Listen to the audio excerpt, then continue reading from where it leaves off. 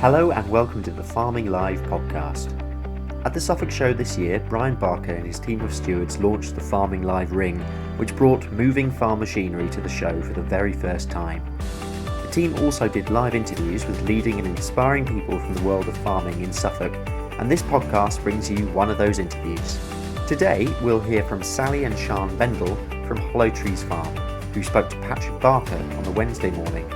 But first, let's hear from the man behind Farming Live, Brian Barker. There's a massive investment behind us. Brian, why did you start Farming Live in the first place?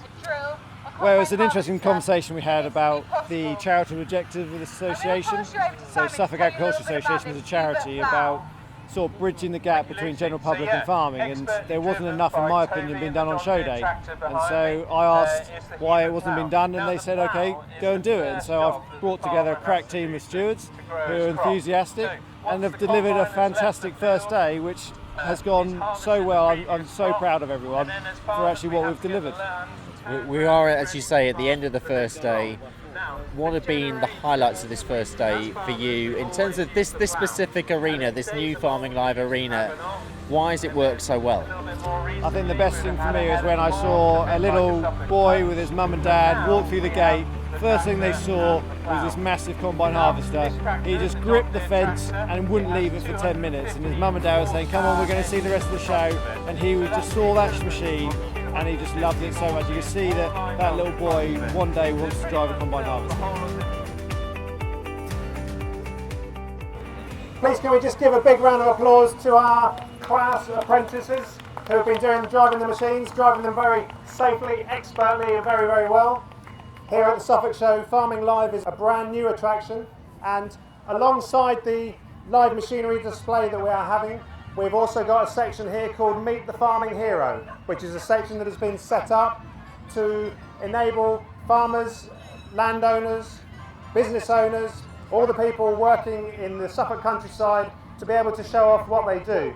And I'm delighted now that up here with me at the moment is Shen and Sally Bendall. They run Hollow Trees Farm at Seamer. Sally, Hollow Trees, there's an awful lot going on. Has the farm always been in your family, and how has it evolved in what it is today? It's always been in my husband Robert's family. We're fourth generation now, and it's evolved out of necessity. It's, as you say, 140 acres. In terms of a Suffolk farm, that's very small. And as times have gone on, that wouldn't really be viable as just an arable farm. So like many other farmers, we diversified many years ago, 30 years ago, out of necessity. And we decided we would sell everything we grow direct to the public, missing out the middleman. And we've grown that to introduce the farm trail so everybody can come and see what we're doing. But we're also really trying to put everything we do into the cafe, into making ready meals. So we're a one-stop shop where everything from the farm is sold on the farm. I've visited Hollow Trees with my family and we had a fantastic time. Just tell me, you have about 250,000 visitors every year coming through Hollow Trees. What are the main messages that you want your visitors to take home with them? Yeah, a lot of visitors, and we would just like to say that farming is fantastic. It's great, Hollow Trees is just a showcase, a small showcase of what goes on throughout the country and the county. And the message I'd like to take home is be open-minded, look at what farmers do, we put it on show, there's great food, and make your choices, your decisions by looking at what farmers do and what we can show everybody. Shen, you're responsible for events and the education element of Hollow Trees Farm. Tell me about some of the events that you're running and why you do it.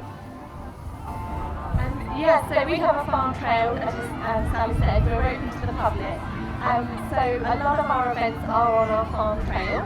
And so with it being May half term, at the moment we've got a mini mayhem event going on. And then in the summer holidays we've got events like barrel train drives, restaurant sledges, floral maze, lots to get young people on the farm and see that it's fun as well as where their food comes from. So there's always loads going on. So Hollow Trees Farm is a proper family outfit. How do you find having to work in the same workplace as your parents every day? Interesting. No, it's great. We're really lucky as a family. We all get on, and it's nice to work together and to see them. They're very hard working to work with my parents, but it's quite nice to have my own space, so we don't always spend every moment of the day together. Sally, at Hollow Trees, you have a real connect with your visitors and members of the public who are coming through. We also hear how difficult agriculture finds it to recruit young people into the industry. Just tell me what kind of message can you give to the young people who are thinking about a career in agriculture? Yes, agreed. It's really hard to get youngsters into farming, but I think the way we try and do it is to show that anybody, regardless of whether you've got a farming background or not, can come and find that it's not just driving our fantastic machinery.